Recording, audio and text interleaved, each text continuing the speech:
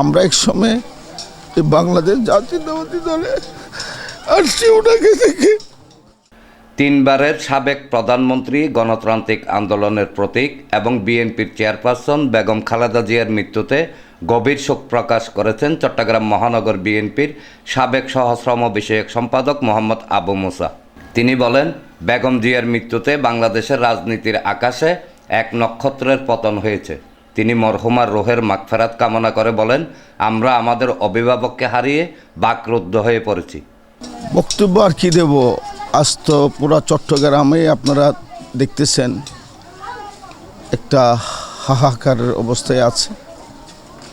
আমরা একজন অভিভাবক হারিয়ে এলাম, জিনার তুলনায় বাংলাদেশে কোনো কিছুর সাথে করা যায় না। আমরা ফজর নামাজের পর থেকে মানসিকভাবে আমরা ভারসাম্য হারিয়ে ফেলেছি। তার কারণ হলো এই প্রিয় নেত্রী বেগম খালেদা জি আমাদের মাঝ থেকে চলে গেছেন। আমরা এক সময় এই বাংলাদেশ জাতীয়তাবাদী দলে আসছি ওনাকে দেখে। আজ ওনার আদর্শ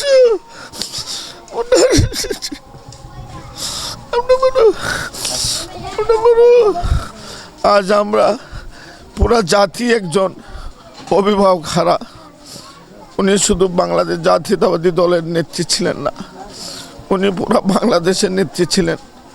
আজকে পুরা বাংলাদেশ অভিভাবক ছাড়া আপনারা দেখছেন উনি কখনো অন্যায়ের সাথে আপোষ করেননি। ওনার একটি বক্তব্য ওনাকে বিভিন্ন সময় বিভিন্ন বারণ করার চেষ্টা করেছে দেশ ছাড়ার জন্য। উনি বলেছে যে বিদেশে আমার বন্ধু রয়েছে, প্রভু নেই।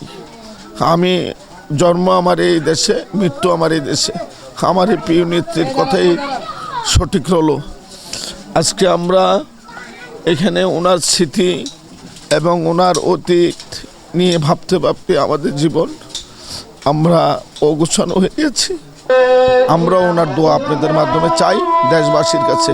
আল্লাহ তাআলা জানি খালেদা জিয়াকে আপনার ব্যস্ত নসিব করে। ডেস্ক রিপোর্ট, প্রগতি 24 টিভি।